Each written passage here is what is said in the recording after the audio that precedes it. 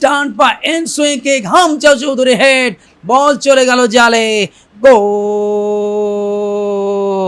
সুপ্রিয় দর্শক, এই মুহূর্তে আপনাদের সবাইকে ঢাকা জাতীয় স্টেডিয়ামে স্বাগত।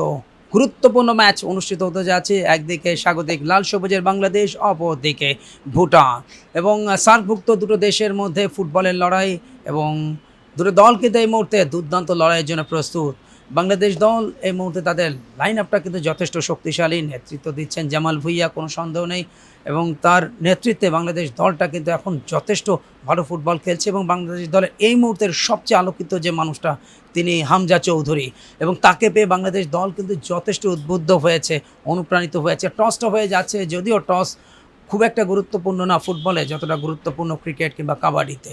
ম্যাচ শুরু হতে যাচ্ছে এবং এই মুহূর্তে কিক অফের মাধ্যমে খেলা কিন্তু শুরু হয়ে গেল, এবং শুরুতেই জামাল ভুঁইয়া তার নিয়ন্ত্রণে বল দিলেন ডান প্রান্তে, রাকিব একটু পেছনের দিকে, এবং শুরুতেই অন্তত একটা কম্বিনেশন অফ ফুটবলটা তৈরি করতে চাইবে বাংলাদেশ দল। এই মুহূর্তে হামজা চৌধুরী, তার দিকে কিন্তু ফোকাসটা টোকা দিয়ে বাড়িয়েছেন সামনে, সেখান থেকে জামাল ভুঁইয়া দিলেন ডান প্রান্তে, সেখানে রাকিব, কিন্তু যখনই তিনি এগিয়ে যেতে চাইলেন, পেছন থেকে অবৈধ টোকা, ফাউল, ফ্রি কিক, এবং ডেঞ্জার জোন থেকে কিন্তু একটা সেট পিস পেয়ে গেল বাংলাদেশ। গুরুত্বপূর্ণ একটা সেট পিস। দেখা যাক এই সুযোগটাকে কাজে লাগিয়ে বাংলাদেশ দল প্রথমবারের মতো এগিয়ে যেতে পারে কিনা।